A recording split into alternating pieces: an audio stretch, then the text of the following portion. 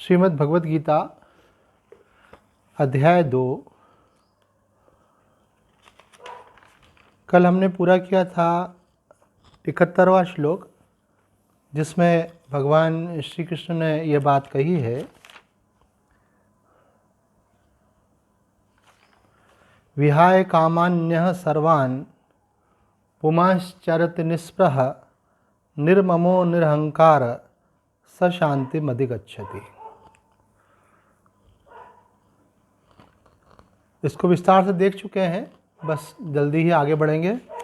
भगवान ने यहाँ पे कहा है कि सबसे पहले तो आप अपने आध्यात्मिक सफलता के लिए फलाकांक्षा को त्याग दें, कामना को त्याग दें। दो चीज़ें हैं जो जीव को संसार में बांधे हुए हैं, एक सांसारिक वस्तुओं का, व्यक्तियों का मोह, और दूसरा परिणाम में प्राप्त होने वाली अनुकूलता का आकर्षण। जो परिणाम में प्राप्त होता है उसको कामना बोलते हैं कि कुछ करके हम प्राप्त करना चाह रहे हैं, और जो हमको प्राप्त है, जो वस्तु, व्यक्ति, परिस्थिति, उनके प्रति जो हमारा अटैचमेंट है, ये दो चीज़ें जीव को बांधती हैं। थोड़ा एक ये बात बहुत ध्यान से समझने लायक है कि सबका ऑडियो ऑफ कर देना। ये समझने लायक बात है कि हम कहीं परस्पर विरोधाभासी प्रयत्न तो नहीं कर रहे हैं। हम एक साथ कहीं दो विपरीत दिशाओं की तरफ जाने का प्रयत्न तो नहीं कर रहे हैं। कहीं हम अपनी ही ऊर्जा नष्ट तो नहीं कर रहे हैं। कैसे? तो आप इस पर विचार कीजिए कि कहीं एक और हम आध्यात्मिक सफलता की भी आकांक्षा कर रहे हैं और साथ साथ सांसारिक वस्तुओं की अनुकूलताओं की कामना भी कर रहे हैं। दूसरा मोह कौन सा है? एक मोह कामनाओं का, और दूसरा संसार के जो व्यक्ति हैं, वस्तुएं हैं, उनके प्रति जो हमारी आसक्ति है, उसको हमने होल्ड कर रखा है। हमने अपने परिवार के लोगों को, अपने प्रियजनों को अंदर ही अंदर मन ही मन पकड़ रखा है। कि पकड़ रखा है मतलब कि ये मुझे अच्छे लगते हैं, ये मेरे प्रिय हैं, मैं इनके साथ बना रहूं, इसी को मोह बोलते हैं।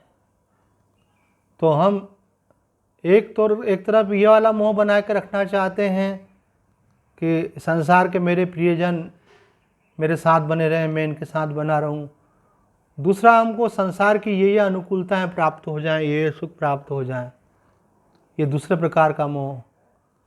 एक प्राप्त का मोह और एक अप्राप्त की प्राप्ति का मोह।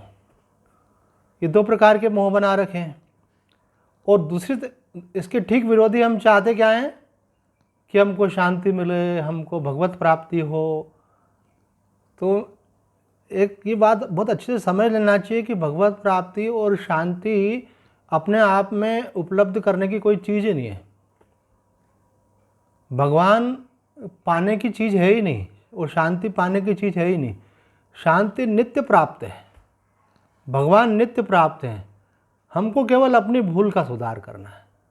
ये सारे साधन उस भूल को सुधार करने में हेल्प कर सकते हैं। बस आपको भूल का सुधार क्या करना है कि हम जो समझ रहे हैं कि परिवार को और संसार की वस्तुओं को हमने जो मेरा मान रखा है और उनको टिकाना चाह रहे हैं, इससे ये टिक जाएंगे, तो वो ना तो टिकने वाले हैं और ना उससे हमको परिणाम में फिर शांति मिलने वाली है। दूसरी ओर जो हमारे अंदर ये कामना है, ऐसा हो जाए, ऐसा हो जाए, जो भी हो, तो ये जो हमारे मन में भविष्य को लेकर के कामना है, ऐसा नहीं है कि हमारे सोचने से भविष्य वैसा हो जाएगा। भविष्य का संबंध एक तो प्रारब्ध के ऊपर निर्भर रहता है। पूर्व कर्मों के फल अनुसार मनुष्य का प्रारब्ध निर्धारित रहता है। हानि लाभ, जीवन मरण, यश अपयश, विद्यात। दूसरा रहता है पुरुषार्थ के ऊपर। पुरुषार्थ के लिए भगवान टोटली फ्री करते हैं, कर्मण्येवाधिकारस्ते। तीसरा होता है कृपा के ऊपर। किसी संत की, भगवान की कृपा हो जाए तो वहाँ पुरुषार्थ नहीं भी हो, भाग्य में नहीं भी हो, तो भी आपको वो सांसारिक उपलब्धियाँ भी होती हैं। लेकिन जो फैक्टर है ही नहीं, हमारा सारा एम्फेसिस उसके ऊपर रहता है। वो क्या? कामना। ये हो जाए, कब होगा, ये क्रेविंग हमारे अंदर, ये हमारा परिणाम को बिगाड़ने वाली है, क्योंकि इससे क्वालिटी डाउन होती है।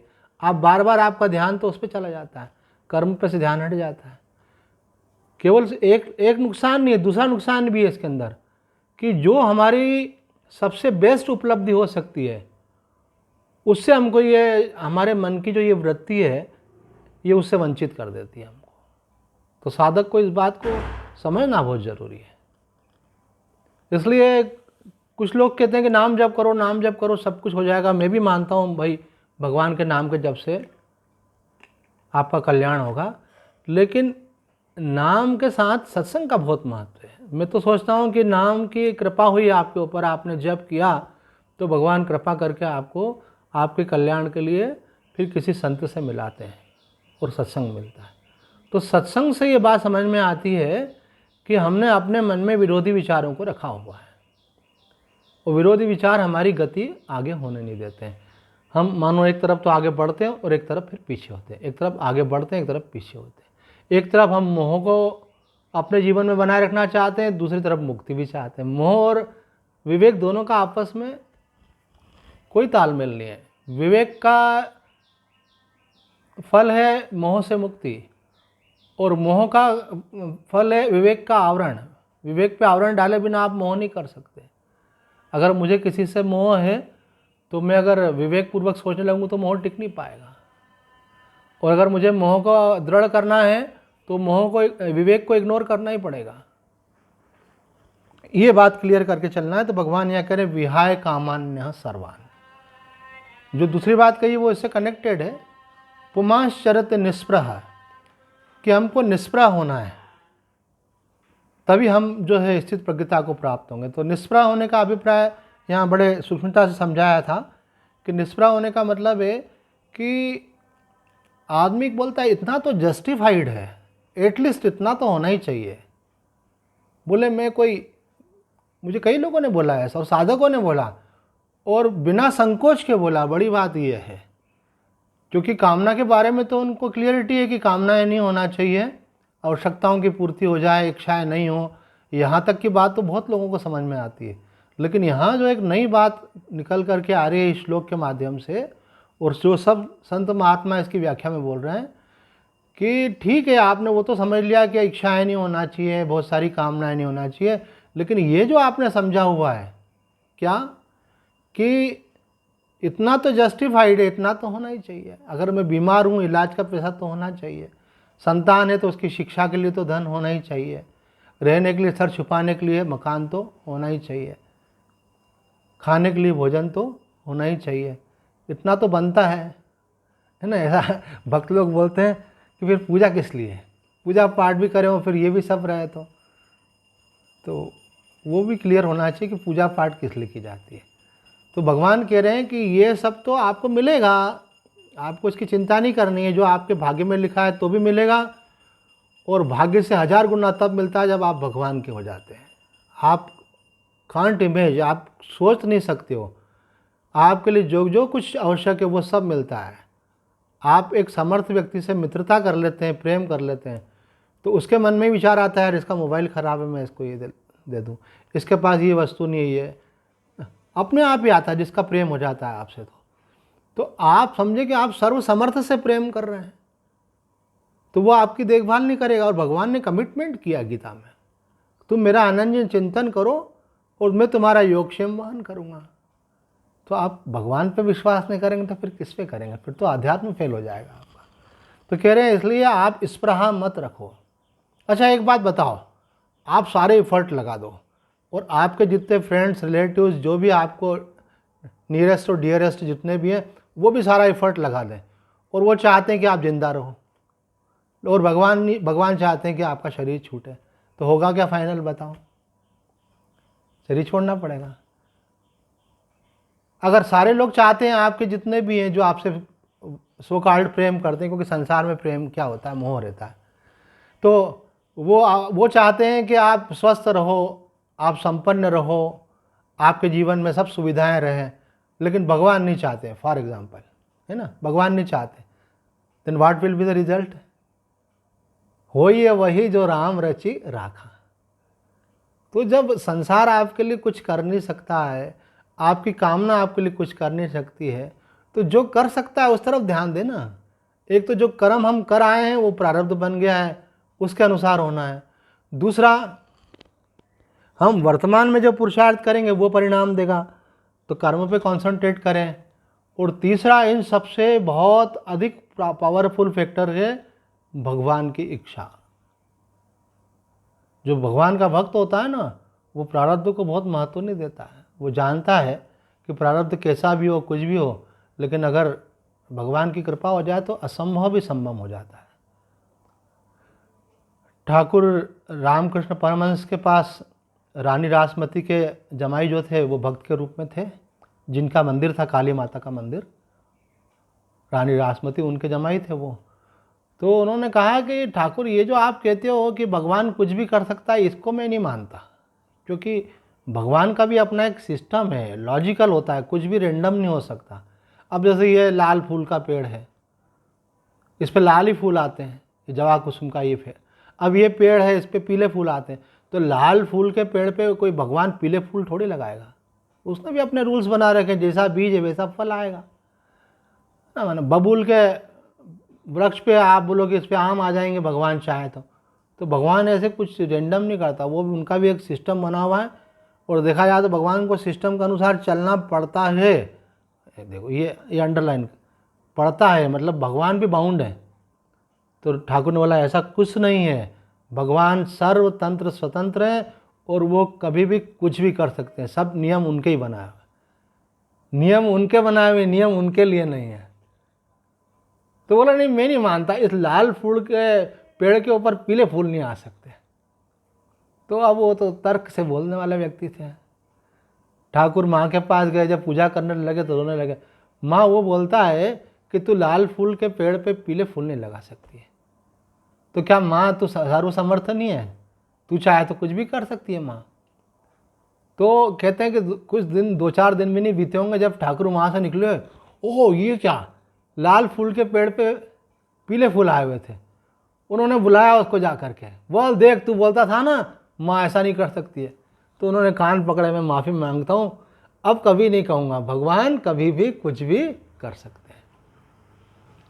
देखो ये बातें जो आप सुन रहे हो ना, इससे आपका सॉफ्टवेयर अपडेट हो रहा है। आप इस बात को समझें। ये आपके मन में भी ऐसा लगता है ना कि भाई जो प्रारब्ध है, जो प्रकृति है, उनका अपना अपना हिसाब है और कर्म का फल तो भोगना ही पड़ता है। ये सब जो है अपने आप को आप बांध रहे हो, अपनी मुक्ति में बाधा डाल रहे हो, अपने को संकटों से घेर रहे हो। भाई हनुमान प्रसाद पोद्दार जी कहते हैं कि केवल एक चीज़, कुछ भी आपको ज़रूरत नहीं है, केवल एक चीज़ कि आपका अगर भगवान पे विश्वास है, जिस बात को लेकर के विश्वास है, वो विश्वास आपको वो फल प्रदान कर सकता है।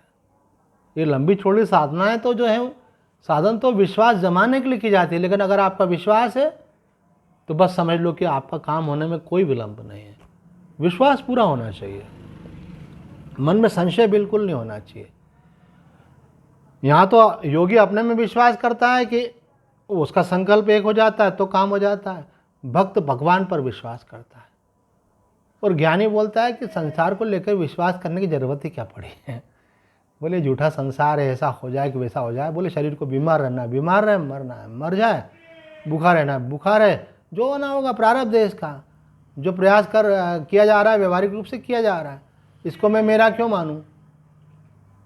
लेकिन भक्त जो संसार को लेकर के जी रहे हैं, हम जिस संसार में हमारा जीवन चल रहा है, उसको लेकर के जो हमारे मन में थॉट्स रहते हैं, तो उन सब थॉट्स को जो है सबसाइड कर देगा। केवल एक थॉट आपके अंदर आ जाए कि मैं भगवान का हूँ, और भगवान की कृपा से कुछ भी असंभव नहीं है। पर अगर आप भगवान के शरण, देखो 3 स्टेप्स बताई हैं मधुसूदन सरस्वती ने। एक बताई है कि भगवान मेरे हैं, ये अपना आप साधारण चीज़ नहीं है। अगर आप भगवान को मेरा मानने लगोगे तो जो ये संसार के प्रति मेरापन है ना, अपने आप धीरे धीरे रिप्लेस हो जाएगा। अभी जो हमारा संसार के साथ संबंध है ना, वो हमारे कल्याण में, शांति में, प्रसन्नता में बाधक है। आप जो बोलते हो ना, ये मेरा बेटा है, ये मेरी वाइफ है, ये मेरे हस्बैंड हैं। व्यवहार की दृष्टि से बोलने मना नहीं, बोलो, पर अंदर से समझ लो कोई आपका है नहीं और हो सकता नहीं। ये सब चेंजेबल है ना। जिसको आप बोलते हो ये मेरा बेटा है, हो सकता है वो पिछले जन्म का दुश्मन हो, दुश्मनी निकालने आया हो, है ना। ये एक योगी महिला ने मुझे बताया, वो योगी थी, तो हम उनके पास जाते थे। उनका नाम भी कविता था, कविता भाभी बोलते थे हम उनको। शरीर पूरा हो गया तो उन्होंने हमें बताया कि स्वामी जी लास्ट बर्थ में मैं अपने हस्बैंड की पति थी और लास्ट बर्थ में वो मेरी पत्नी थे। अभी इस बार हम चेंज हो गए, तो मैं उन पर बड़ा शासन रखती थी। इस कारण से वो कर्मफल के रूप में इस जन्म में मुझ पर बहुत अनुशासन रखते हैं। कर्मफल है ये। तो आपको लगता है कि हम लोग एक मिल गए हैं तो हमारा बड़ा प्यार है, ये ऐसा कुछ नहीं, हिसाब है लेने देने का। और बोलना नहीं चाहिए, बुरा मान जाते हैं लोग। सबसे ज़्यादा सुख दुख जो है ना, हस्बैंड वाइफ एक दूसरे को देते हैं, क्यों रहते तो पास में वही है ना, तो कहाँ से कटेगा कर्म आपका। बोले यार इसको मैं इतना चाहता हूँ, ये मेरी बात नहीं मानती, कभी कभी इतना जिद करती है, ये समझती नहीं मुझे कितनी तकलीफ हो रही है, मेरे को हार्ट अटैक नहीं हो जाए, पर इसको नहीं तो नहीं समझ में आता है। क्यों भैया, वो हिसाब किताब पूरे होने तो उसका अपना मेंटल फ्रेमवर्क है, तो इसमें बुरा मानना अच्छे मानने वाली बात ही नहीं। ये जो जीवन की सत्यता है कि ये ऋणानुबंध की पूर्ति के लिए संबंध बनते हैं। तो भगवान कह रहे हैं कि इनको सूक्ष्म रूप में आप ऐसा मत सोचो कि ये रहना चाहिए, इसके बिना मेरा गुजारा नहीं होगा, इतना तो होना चाहिए। इस चीज़ को आप हटा दो बस। अगर ये आपने हटा दिया तो आपकी फिर तीसरी बात आ जाएगी, निरहंकार। क्योंकि निर्मम एक्चुअल में पहले आना चाहिए। पहले आप मेरा मानते हैं, उसके बाद फिर आप इनसे जुड़ते हैं। तो भगवान यहाँ कहते हैं निर्ममो निरहंकार। आप न ममता रखें किसी में। ममता किस में होती है? मोह किस में होता है? शरीर में, शरीर के संबंधियों में, घर में, धन में, और जो कुछ पदार्थ होते हैं आपके पास, उसमें आपका मोह होता है। तो यहाँ तो इसको पकड़ लो, यहाँ परमात्मा को पकड़ लो। तो परमात्मा को पकड़ोगे तो ये आपके हाथ से चले नहीं जाएंगे। आप जितनी अपनी चीज़ की सुरक्षा कर सकते हो, उससे 1000 गुना, अनंत गुना भगवान कर सकते हैं। आप पकड़ना चाहो नहीं पकड़ सकते हो, और भगवान बचाना चाहें तो कोई ले जा नहीं सकता है। आप नहीं पकड़ सकते हो, लेकिन भगवान बचाना चाहें तो बचा सकते हैं। इसलिए जो ज़्यादा सुरक्षित वाला मार्ग है वो अपनाना चाहिए। थोड़ा थोड़ा भगवान पर विश्वास बढ़ाते जाएं। देखो, आध्यात्म की सफलता उसी में ही है। भगवान की बातें सुने, भगवान के महिमा को सुने, उनके स्वरूप को जाने, और धीरे धीरे उन पर विश्वास बढ़ाते। देखो, ये इन्वर्सली प्रोपोर्शनल है। आपके जीवन में जितनी चिंताएं हैं, भय हैं, तनाव हैं, ये इन्वर्सली प्रोपोर्शनल किसके? भगवत विश्वास। जितना जितना आपका भगवत विश्वास बढ़ेगा, उतना उतना आपकी चिंताएं कम होते जाएंगे। भगवान है ना, फिर मैं क्यों चिंता करूं? भगवान है ना, मैं क्यों भयभीत हूं? भगवान है ना, मैं क्यों दुखी हूं? फिर जो पास्ट में हुआ उसके लिए भी आपको आएगा। भगवान है ना, उन्होंने जो किया अच्छा ही किया होगा। हम पहले तो आदमी मान लेता है, फिर बाद में भगवान की ऐसी कृपा होती है, अंदर वैसा विवेक खिलता है, उसको वो लॉजिक दिखते हैं, वो कारण समझ में आते हैं, और धीरे धीरे तो उसका विश्वास और दृढ़ होता चला जाता है। कोई मुझे बोला, स्वामी जी भगवान पर विश्वास कैसे दृढ़ हो? तो हमने कहा, भगवान पर विश्वास ऐसे दृढ़ होता है कि आपके जीवन में जो कुछ आपको उपलब्ध हुआ, जिसको आप सकारात्मक मानते हो, उसका क्रेडिट आप भगवान को दो। अहंकार क्या, क्रेडिट खुद खींचना चाहता है, और काम बिगड़ जाए तो वो भगवान की तरफ उल्टा काम करता है। जबकि बिगड़ता हमारी भूल से और सुधरता उनकी कृपा से। तो एक बार आप अपने आप देखो, ये माइंड के अंदर जो संस्कारों को बदलने का नाम ही आध्यात्म है। ये सत्संग इसीलिए तो होता है कि आपके अंदर जो एक संस्कार बना हुआ है गलत, वो हटा करके सही संस्कार दिया जाता है। एक गलत सोच बनी हुई है, उसको बदल करके सही सोच दी जाती है। वृंदावन वाले स्वामी अखंडानंद जी महाराज कहते हैं कि आप अगर ऐसा मानते हैं जो मैं सोचता हूँ वो सही है, तो फिर दीक्षा लेने की ज़रूरत ही नहीं है आपको, फिर शिक्षा लेने की और शास्त्र पढ़ने की ज़रूरत ही नहीं है। जो आप जानते हैं, अगर वही बात शास्त्र और गुरु बताएं तो वो उसको बोलते हैं न्याय शास्त्र में पिष्टि पेषण न्याय, कि पिसे हुए को पीसना, खाए हुए को खाना। अरे भाई, जो आप जानते हो वो शास्त्र आपको बताया, तो शास्त्र को पढ़ने का प्रयोजन क्या सिद्ध हुआ? शास्त्र और गुरुजन आपको बताते हैं कि जो आप जानते हो उससे अलग कुछ है। आप क्या जान रहे हैं? अभी जो प्रसंग चल रहा है, आप ये जान रहे हैं कि ये हमारे हैं। शास्त्र बोल रहा है ये आपके नहीं है। आपको लगता है कि ये मुझे सुखी करेंगे, शास्त्र बोलता है सुखी ये नहीं करेंगे। सुखी आपका कर्म करेगा, आपका पुरुषार्थ करेगा। और इन सब पे भारी तुरुप का इक्का है भगवान पर विश्वास। भगवान जो करेगा अच्छा करेगा। जितना जितना भगवत विश्वास आप में बढ़ता जाएगा, जितना जितना भगवत प्रेम बढ़ता जाएगा, आपके जीवन में उतना रिलैक्स रिलैक्स रिलैक्स होते चले जाएंगे। पर क्या होता है कि प्रॉपर गाइडेंस नहीं होने से आदमी को बहुत तकलीफ होती है। भगवान की पूजा करता है, पाठ करता है, जप करता है, लेकिन क्यों करता है? कि मेरा ये काम हो जाए। तो भगवान से प्रेम कहाँ से होगा? तुम तो प्रेम तो वस्तुओं से कर रहे हो, अनुकूलताओं से कर रहे हो, धन से कर रहे हो। भगवान से प्रेम कैसे होगा? और बल्कि कभी कभी तो भगवान से विरोध भी हो जाता है। क्या विरोध हो जाता है? कि मैंने इतनी भगवान की पूजा की, मेरे सब पूजा पाठ बेकार है, मेरा इतना सा काम नहीं हुआ। स्वामी आत्मानंद जी महाराज कहते हैं कि एक व्यक्ति भगवान के बड़े भक्त थे, खूब पूजा पाठ करते थे, घंटों बैठ करके करते थे। उनके एक लड़के को वैराग्य हो गया, उसने संन्यास लेना चाहा। तो उन्होंने कहा कि बेटा जैसी भगवान की इच्छा, भगवान अगर तेरे को उधर ले जाना चाहता तो मैं स्वीकार करता हूँ। उनका दूसरा लड़का जो है वो किसी कारण से झगड़ा करके उनके से दूर चला गया। उन्होंने कहा भगवान की इच्छा। अब केवल एक लड़का था उनके पास में, 3 बच्चों में से एक था। उन्होंने कहा कोई बात नहीं, भगवान ने एक मेरे को दिया, मैं इसमें भी राजी हूँ। कुछ समय बाद उसकी मृत्यु हो गई। तो अब तो उनको बहुत गुस्सा आया भगवान पे। बोले तेने मेरा एक बेटा सन्यासी के रूप में मांग लिया, मैंने दे दिया। दूसरा झगड़ा करके चला गया, तेरी इच्छा के बिना कुछ होता नहीं, मैंने वो भी स्वीकार कर लिया। अब तो तेने मेरे ऊपर अति कर दी। भगवान से झगड़ा करते, अब तो तेने मेरे ऊपर अति कर दी। एक मेरा था सहारा, वो भी तेने छीन लिया। अब मैं बूंदे मुँह गिरा, अब मेरा क्या है? कोई नहीं संसार में। उन्होंने अपने सब ठाकुर जी को पोटली में बांध करके और तान के ऊपर रख दिया।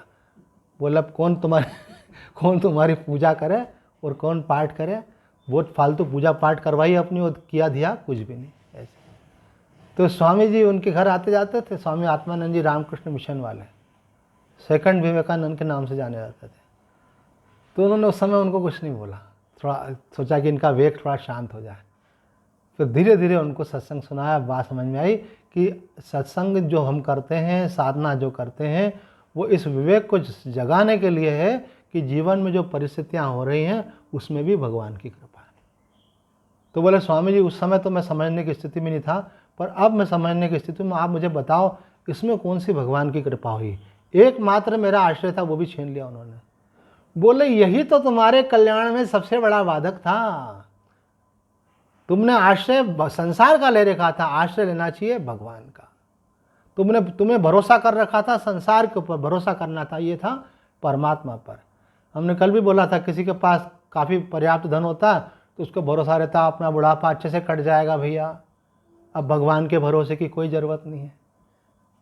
वो पैसा ही उनकी मौत का भी कारण बन जाता है, वो पैसा ही उनके संकट का भी कारण बन जाता है। वो पैसा ही उनके प्रियजनों ने अगर मानो डिमांड रख दी और उन्होंने पूरी नहीं करी तो वही दुश्मनी का कारण बन जाता है। जिसके भरोसे बैठे थे वो भरोसा तोड़ने में कारण बन जाता है, और जिसका भरोसा करना था वो छोड़ दिया उन्होंने। ये सबसे बड़ी भूल है। साधक को इन चीज़ों को केवल एक बार सुनने से काम नहीं चलेगा, ये बिल्कुल नोट डाउन करने लायक। आपको नोट करने के लिए सुविधा दी, बाद में वीडियो सुन के भी नोट कर सकते, लेकिन आज आदमी को फुर्सत कहाँ है?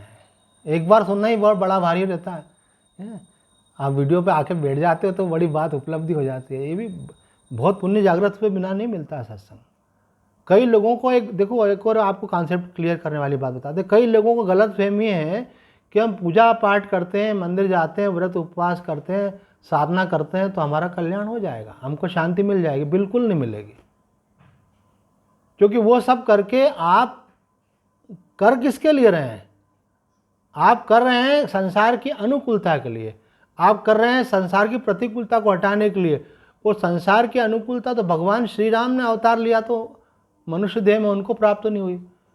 भगवान परब्रह्म परमात्मा श्री कृष्ण के रूप में पूर्ण अवतार अवतरित हुए तो उनको संसार की नहीं मिली तो आपको कहाँ से मिल जाएगी।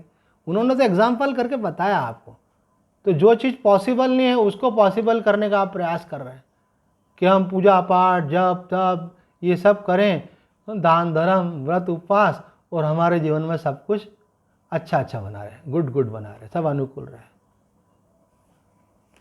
ये आपकी जो शांति है ना, ये भी धोखा है आपके साथ। ये जो अनुकूलताओं के कारण जो शांति होती है ना, ये हमको असली शांति को महसूस नहीं होने देती है।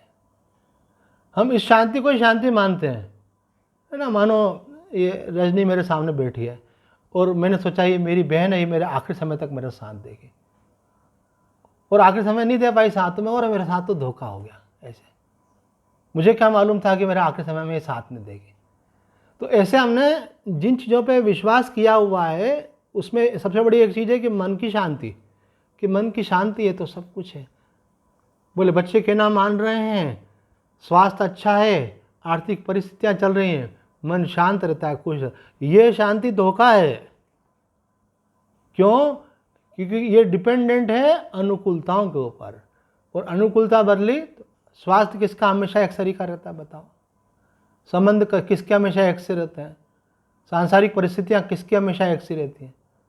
तो ये तो अच्छा है कि लास्ट में बदलने की बजाय बीच में ही बदल जाते हैं। अगर लास्ट में बदले तो बोले अब तो चांस ही नहीं है अपने आप को सुधारने का। अभी सुधरने का चांस है कि इनके कारण खुश मत हो, इनके कारण खुश मत हो, क्योंकि ये खुशी बदलने वाली है। आपकी खुशी का कारण सांसारिक अनुकूलता मत बनाओ, बल्कि संसार की प्रतिकूलता के रहते हुए अगर आप खुश रह सकते हैं तो वो आपकी आध्यात्मिक उपलब्धि है, और वो आपको एक चांस है। ये बात अगर आपको याद हो तो पिछले सत्संग में कही थी कि जय कृष्ण मूर्ति के पास महिला गई, उसके परिवार के 3 लोगों की एक साथ मृत्यु हो गई थी, पिता की, भाई की, बेटे की। उन्होंने कहा it is golden chance to be aware, आप सजग हो जाओ, ये एक मौका है। इस समय अगर आप अपने आप को असंग कर लेते हो, अप्रभावित कर लेते हो, अपने को अलग कर लेते हो और समझते हो कि संबंधों के मूल में स्वार्थ है, उस स्वार्थ के कारण हम जुड़े हुए थे, उस स्वार्थ को अगर देख लेते हो, फिर जीवन में कुछ भी आएगा आपको प्रभावित नहीं करेगा। हम अनुकूलता को अच्छा समझते हैं, महात्मा बोलते हैं प्रतिकूलता अच्छी है। क्यों? क्योंकि अनुकूलता लोरी है, आप सो जाते हो मोह की नींद में। प्रतिकूलता जो है आपको पेन देती है, तो आप बोलते हो कैसे शांति मिले। अनुकूलता तो शांति दे ही रही है ना, मन को खुशी दे ही रही है, प्रतिकूलता नहीं दे रही है। भगवान एक अवसर, हमको ये भी नहीं मालूम है भगवान की कृपा क्या होती है।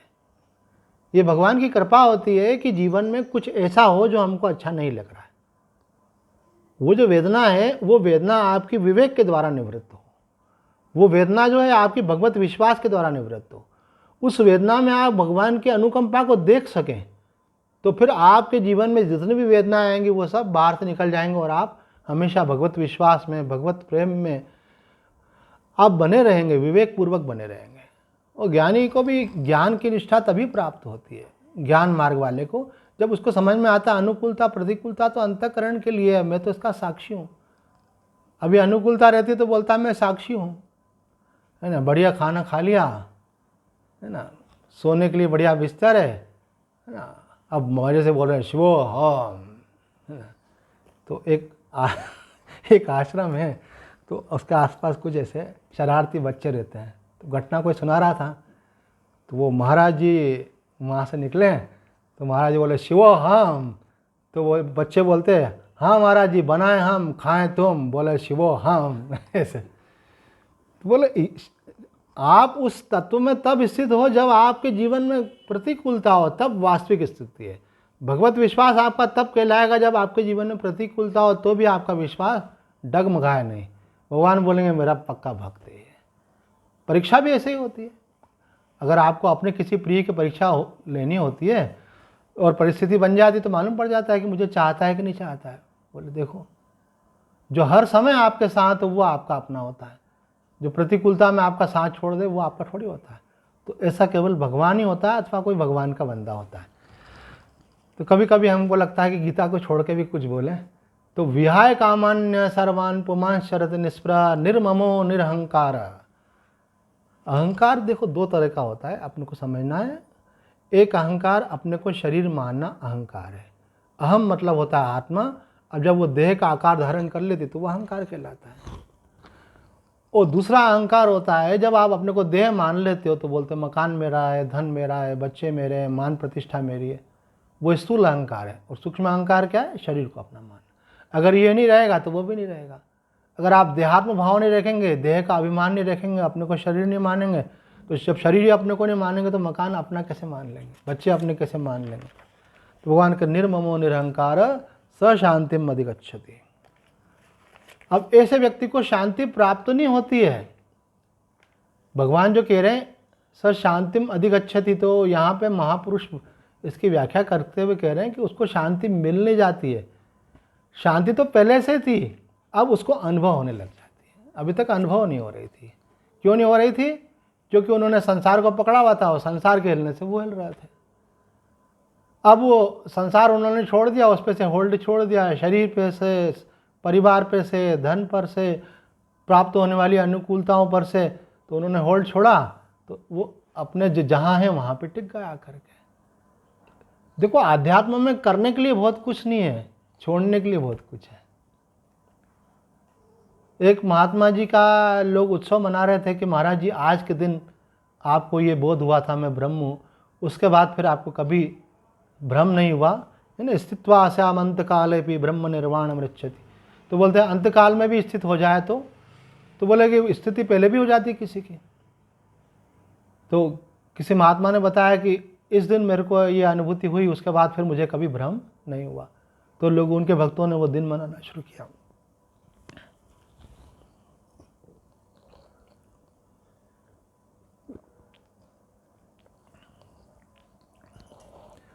तो उन महाराज जी ने कहा कि तुम लोग सोच रहे हो कि आज के दिन मुझे बहुत बड़ी उपलब्धि हुई थी।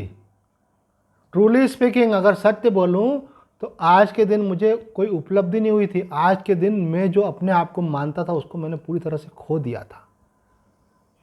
अब तक मानता था कि घर मेरा है, अब तक मानता था कि परिवार मेरा है, पैसा मेरा है और शरीर मेरा है। इस दिन के बाद से ये सेंस ही खत्म हो गया।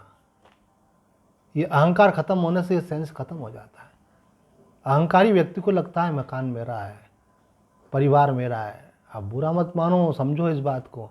अहंकारी बोल के कोई हमको आपको हर्ट नहीं करना चाह रहा है। अहंकार गया कि परमात्मा प्राप्त है। ये पर्दा तो केवल अहंकार का ही है ना। तो वो महाराज जी ने कहा कि तुमको लग रहा है मैंने कुछ पाया, बोले पाया नहीं, वो तो नित्य प्राप्त था। परमात्मा नित्य प्राप्त था, आज के दिन मैंने खोया। ऐसे संसार को खोया। ये संसार जो दुख देना है, ये क्या होता है? ऑपरेशन होने में क्या होता है? बीमारी हटती है, स्वास्थ्य तो पहले ही विद्यमान रहता है, बीमारी के कारण अनुभव नहीं हो रहा था। तो समय को देखते हुए यहाँ विराम देते हैं। ओम पूर्णमद पूर्णमिदं पूर्णात् पूर्णमुदच्यते पूर्णस्य पूर्णमादाय पूर्णमेवावशिष्यते। ओम शांति शांति शांति। किसी का प्रश्न हो तो पूछ सकते हैं, और सेशन पूरा हो जाएगा तो रिज्वाइन भी कर सकते हैं। और प्रश्न नहीं हो तो विराम देंगे।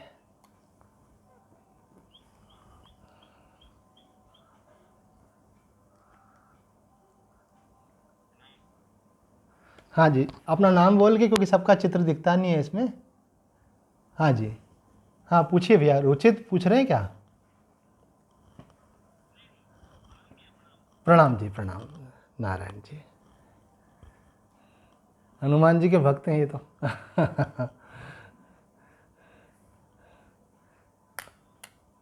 ठीक है, तो फिर फिनिश करें।